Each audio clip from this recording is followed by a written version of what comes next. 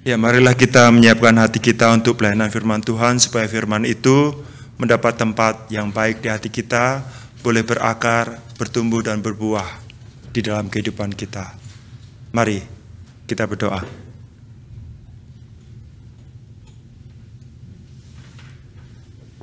Tuhan, saat ini kami hendak mendengarkan firman-Mu. Berilah pengetahuan dan bimbinglah hamba-Mu Pendeta Pipi yang akan menyampaikan firman Tuhan ini, agar apa yang Engkau firmankan dapat disampaikan dan bekerja sesuai dengan kehendak-Mu. Ya Roh Kudus, bukakanlah hati dan pikiran kami, agar kami siap mendengar dan menerima firman-Mu. Kiranya firman-Mu ini dapat menjadi berkat bagi kami.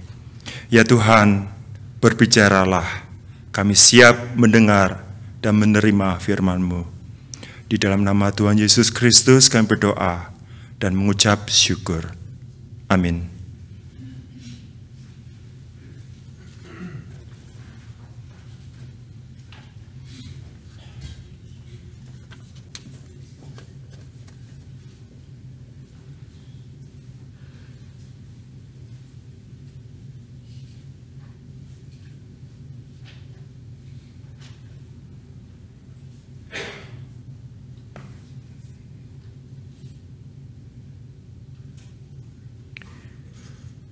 Jemaat sekalian, hari ini bacaan Injil diambil dari Injil Matius pasal 23 ayat 1 sampai dengan 12.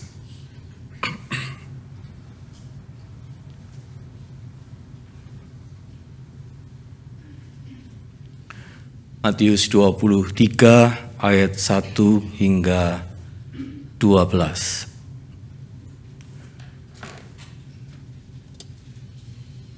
Saya undang jemaat untuk bangkit berdiri selama pembacaan Alkitab. Maka berkatalah Yesus kepada orang banyak dan kepada murid-muridnya, katanya, ahli-ahli Taurat dan orang-orang Farisi telah menduduki kursi Musa.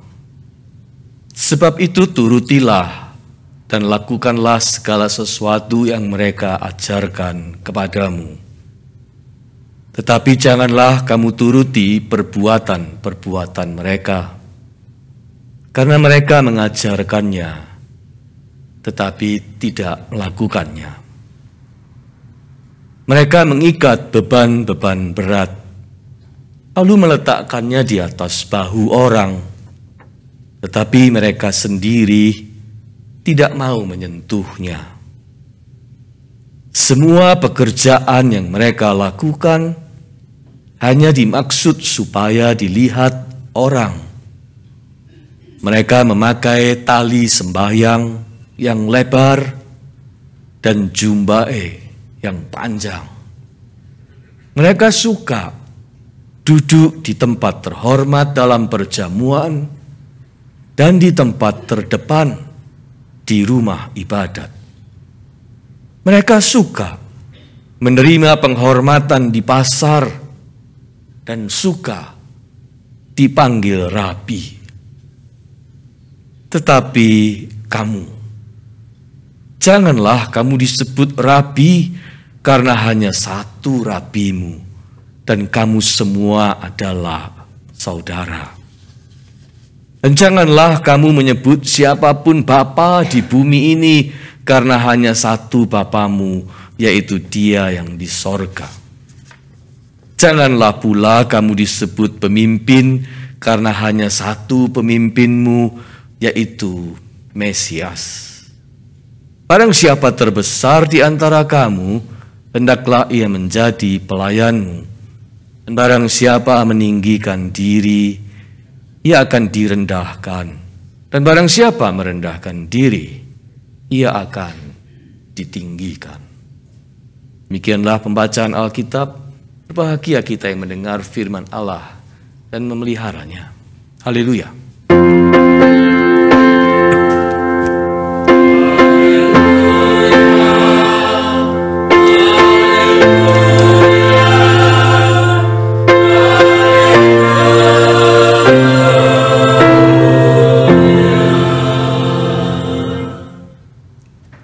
Silakan duduk kembali.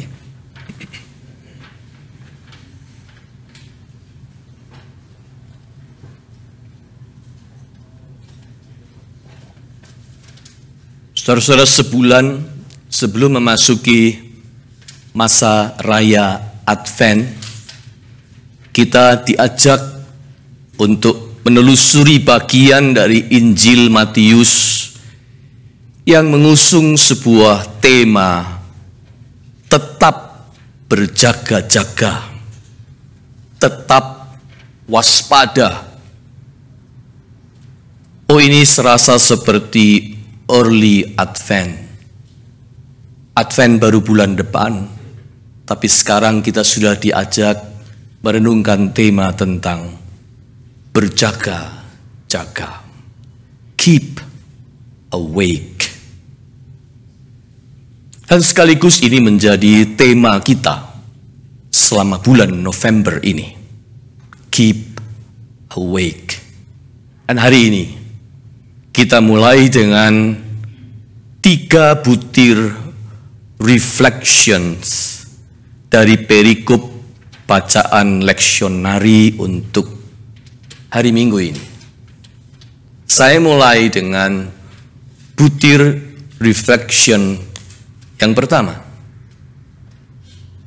Saudara sekalian, perikop bacaan ini sering dipakai untuk menjelaskan tentang hipokrisi, kemunafikan.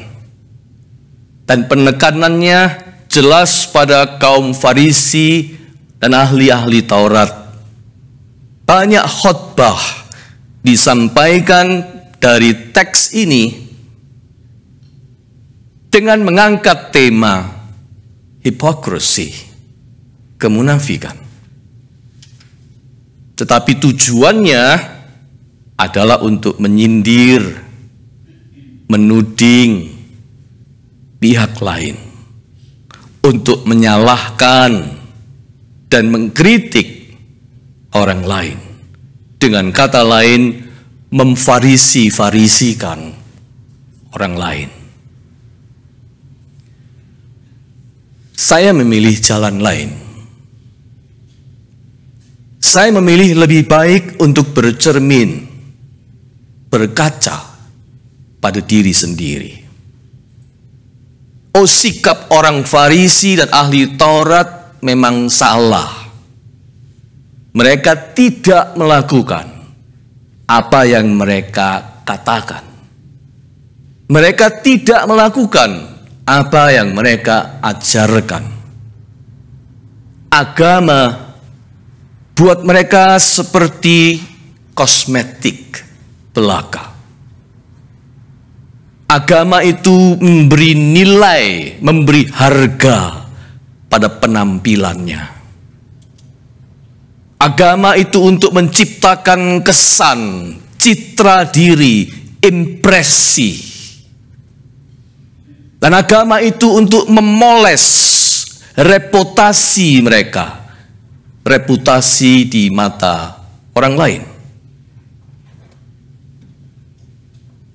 Tetapi saudara-saudara, sejujurnya bukannya kita pun ini sering terjatuh pada sikap yang serupa dengan mereka. Yang kita katakan dengan yang kita lakukan tidak sejalan. Malahan tidak jarang bersilangan. Kita mengaku percaya, tetapi tindakan kita, keputusan-keputusan kita lebih banyak dikendalikan bukan oleh rasa percaya, tetapi oleh ketakutan dan kekhawatiran. Yang kita katakan dengan yang kita lakukan tidak sama. Kita bicara kasih, tetapi kita membuat orang lain merasa diremehkan. Kita bilang amin pada ayat-ayat Alkitab yang dibaca, tapi sesudah itu kita segera melupakan itu ayat apa tadi. Kita mengaku kita ini Kristen, pengikut Kristus. Tetapi benarkah perbuatan kita mengikuti Kristus? Meneladan Kristus? Minggu lalu kita bicara pentingnya Sunday worship. Betul. Sunday worship memang penting. Ibadah minggu itu sangat penting, seperti yang kita sudah renungkan minggu lalu. Tapi bagaimana dengan the other days selain Sunday? How about the days between Sundays? Bukankah kita suka bilang diri kita ini disucikan oleh darah Yesus pada hari Minggu dalam doa pengakuan?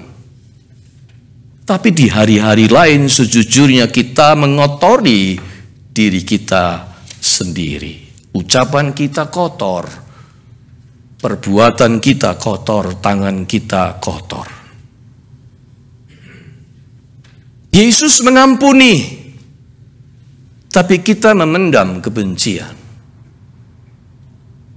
Yesus menerima orang berdosa, kita mendosa-dosakan orang. Yesus mengosongkan diri, kita mengeraskan hati, membesarkan gengsi. Yet kita bilang kita pengikut Yesus. Apa yang kita ikuti dari Yesus? Itu pertanyaan untuk refleksi kita. Apa bedanya kita dengan orang-orang Farisi itu? Dunia sosial media menggiring kita kepada pementingan terhadap namanya kesan dan penampilan. Sehingga hal-hal yang bersangkutan dengan iman pun, sesuatu yang private sekali, kita jadikan konsumsi publik. Yesus bilang, jika kamu berdoa, masuklah ke dalam kamarmu, tutup pintu, berdoalah kepada Bapamu yang ada di tempat tersembunyi, maka Bapamu yang ada di tempat tersembunyi akan membalasnya kepadamu. Tetapi kita kalau kita berdoa, kita masuk ke dalam Facebook atau WhatsApp group, dan semua orang tahu isi doa kita. Saya tidak sedang menyalahkan siapapun. Saya juga melakukannya. Saya hanya mengajak kita berjaga-jaga, berefleksi, bercermin, bertanya kepada diri sendiri, instead of buru-buru pointing fingers ke arah orang lain. Mari kita menilik ke dalam hati. Perbuatan kita itu bicara apa sesungguhnya? Apa yang hendak kita katakan? Dengan mengusung tema-tema iman di Facebook atau di sosial media, apa yang hendak kita katakan? Dengan melakukan semua itu. Sebab yang kita lakukan itulah yang lebih bicara daripada apa yang kita katakan.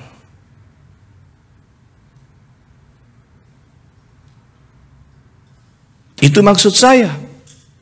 Jangan buru-buru menuding orang lain seperti Farisi.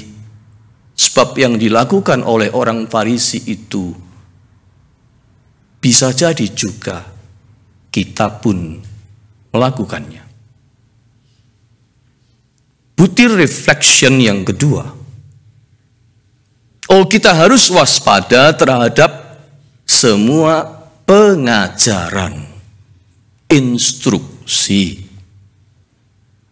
Bukan hanya pengajaran dalam soal agama, tetapi semua.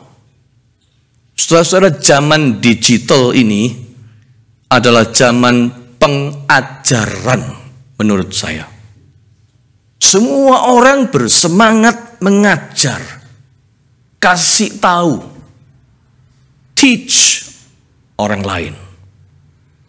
Itu sebabnya yang namanya guru, teacher, coach, motivator, konsultan, instruktur bermunculan menjamur di segala bidang.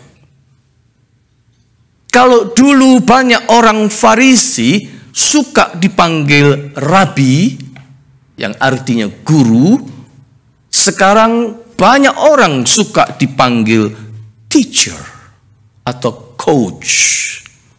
Keren kan? Bisa ngajarin orang lain. Sekali lagi saya tidak sedang menyalahkan siapapun. Saya hanya mengajak kita memberi definisi ulang terhadap pengertian guru, pengajar. Sebab kita suka berfokus pada orangnya. Oh, guru A itu loh terkenal. Oh, itu teacher yang pandai dan memikat. Oh, itu coach favorit saya. Orangnya. Namun perhatikan, Yesus berbeda.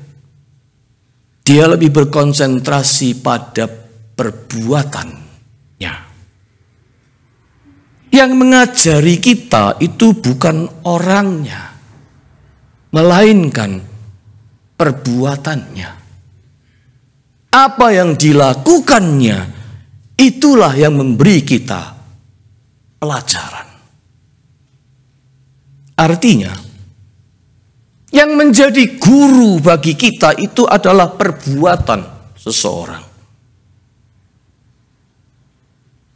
Konsep atau filosofi lama dari orang Jawa, guru itu artinya bisa digugu dan ditiru. Guru bisa digugu dan ditiru, patut dicontoh, diikuti, ditiru. Itu baru namanya guru. Tentu saja pesan dari filosofi ini baik sekali dan mulia.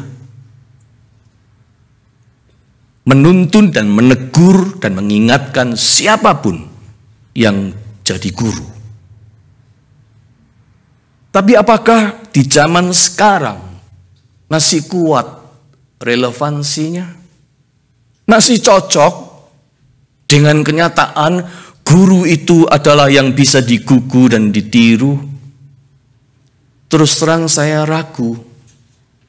Sebab begitu banyak kasus terungkap mengenai tindakan-tindakan tidak terpuji dari para guru di tengah masyarakat. Entah itu tindakan kekerasan, fisik maupun mental, atau itu tindakan pelecehan, termasuk pelecehan seksual, bahkan pemerkosaan. Dilakukan baik oleh guru dalam bidang agama maupun oleh guru-guru dalam bidang non-agama.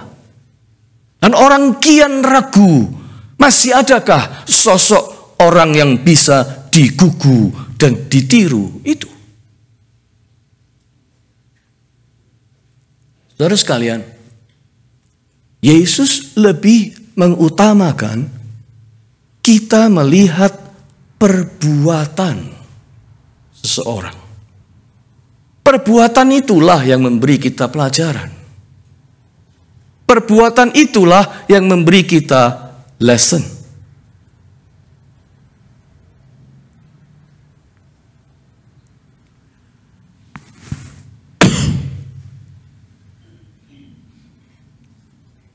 Jika perbuatan itu baik, kita memperoleh poin pengajaran yang baik. Tirulah perbuatan itu. Apabila perbuatan itu busuk, dia memberi pelajaran tentang keburukan kepada kita. Jangan ditiru. Dengan demikian, ada guru kebaikan dan ada guru keburukan. Ini lebih cocok dengan kondisi sekarang. Banyak guru, tapi kita harus memilahkan. Ada dua macam guru. Guru kebaikan dan guru kebejatan. Jadi waspadalah, kata Yesus. Jangan dulu buru-buru bernafsu, senang dipanggil guru. Guru apa dulu? Menarik, Tuhan Yesus sendiri tidak pernah tertarik dirinya dipanggil rabi. Walaupun dia rabi sejati. Sebab pertanyaannya adalah, Anda dan saya guru apa dulu? Perbuatan apa yang sedang kita ajarkan? Jangan lekas-lekas bangga-bangga dulu disapa guru, teacher, coach, rabi. Jangan semua orang cuma mau berlomba menjadi guru. Jadi bagaimana? Tuhan Yesus benar. Lebih baik semua jadi murid. Ini butir reflection saya yang ketiga. Kalimat ayat 8, kamu semua adalah saudara. Ayat 8, itu sebenarnya lebih tepat diterjemahkan, you are all students. Seperti terjemahan Pastor Eugene Peterson juga. Dia bilang begini, you all have a single teacher. And you are all classmates. Kamu semua itu teman-teman sekelas, sesama murid. Dan jika kita ini murid, konsentrasi kita lebih pada belajar daripada mengajar. Dalam acara konsultasi nasional di antara para pastors yang saya ikuti sejak Kamis sampai Sabtu kemarin di Seattle, Reverend Shania Leonard, dia seorang director dari misi PCUSA di bidang Racial Equity and Women Intercultural Ministries. Dia memberikan 10 tips kepada kami, para pendeta, demi menjaga stamina rohani kami. Salah satu dari tips itu adalah, do not stop to learn something new. Jangan pernah berhenti belajar sesuatu yang baru. Kata kuncinya apa? Belajar.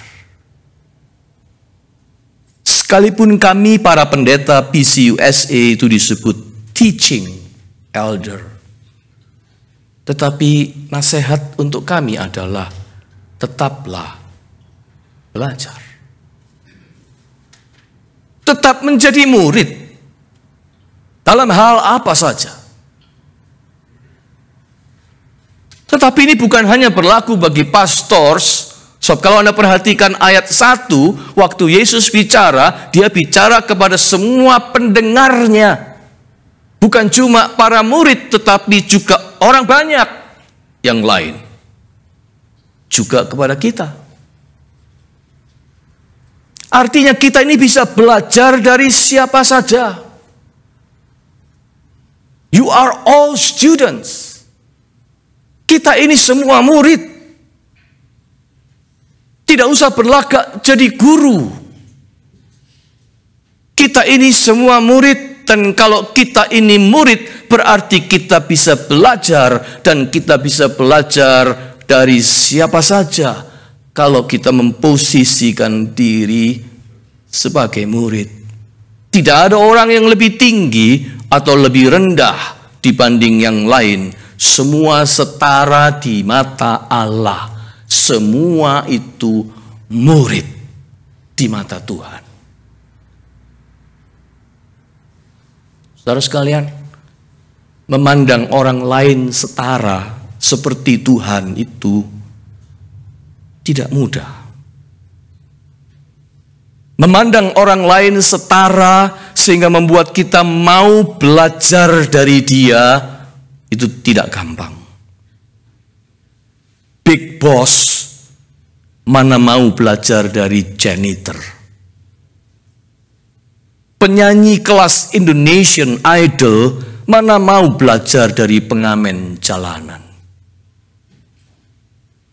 Pendeta besar kaya pengalaman mana mau belajar dari penginjil muda dari kota kecil?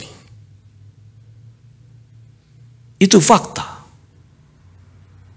Itu yang harus kita waspadai. Sejujurnya kita ini punya begitu banyak asumsi, prasangka, dan kecurigaan terhadap orang lain yang sudah dibentuk sejak kita kecil, dan itu tetap melekat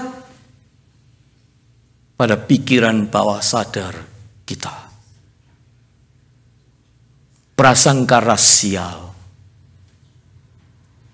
prasangka kelas sosial, statusnya, prasangka kemampuan ekonominya, prasangka tingkat pendidikan atau kecerdasannya. Prasangka kita terhadap semua itu membuat kita menempatkan orang lain entah lebih rendah, entah lebih tinggi daripada kita. Tidak setara. Akibatnya, kita menjadi terhalang untuk punya mentalitas belajar. Padahal kalau direnungkan, saudara-saudara, kenapa itu tidak mudah? Kenapa tidak mudah memandang setara dan belajar dari semua orang? Ya jawabnya karena itu tadi. Karena kita fokus pada orangnya. Coba kalau kita ikut Yesus, kita konsentrasi pada perbuatannya. Kita akan lebih mudah belajar dari siapa saja. Semua prasangka kita pinggirkan supaya berkurang keampuhannya mempengaruhi kita.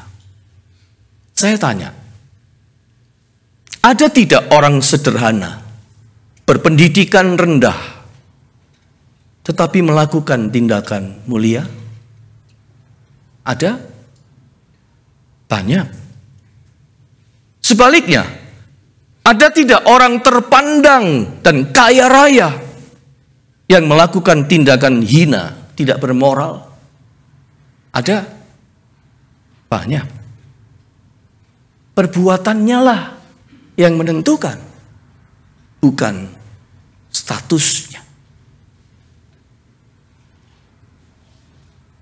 Pendeta Andar Ismail, dosen dari STT Jakarta, pernah bercerita ayahnya dulu waktu dia kecil, kalau dia belajar malam hari sampai malam suntuk, dia belajar, bikin PR dan seterusnya. Ayahnya selalu duduk di sampingnya. Ayahnya itu cuma lulusan sekolah rendahan. Tapi ayahnya duduk di sampingnya baca koran. Koran apa saja dibaca sama papanya. Dan menunggu anak itu selesai belajar. Dan itu dilakukannya setiap waktu.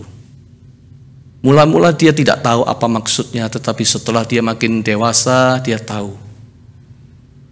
Ayahnya yang berpendidikan rendah itu sedang mendampingi dia untuk belajar. Kamu belajar, Papa di sini mendampingi kamu. Papa baca sampai selesai.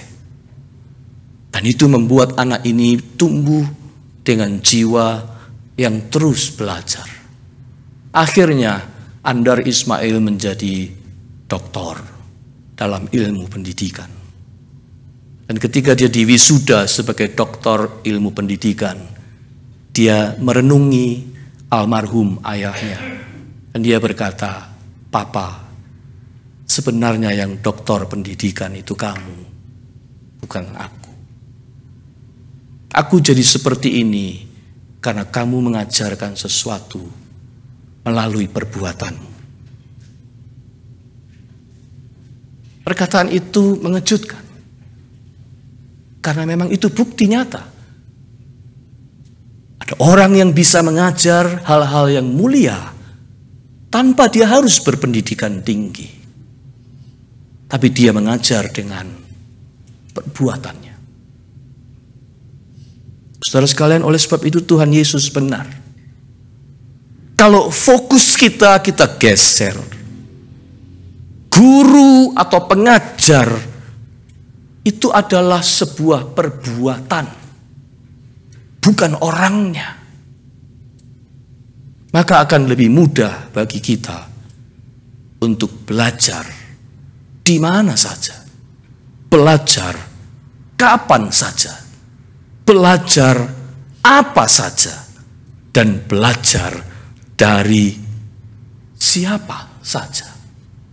Sebab yang kita pelajari adalah perbuatannya, tanpa membedakan status orang ini siapa. Sebab memang guru yang benar itu adalah perbuatan. Itulah yang dimaksudkan oleh Tuhan Yesus. Oleh karena itu Tuhan Yesus mengajar kita bukan untuk menjadi pengajar, tetapi yang penting adalah belajar. For we are all students. Amin.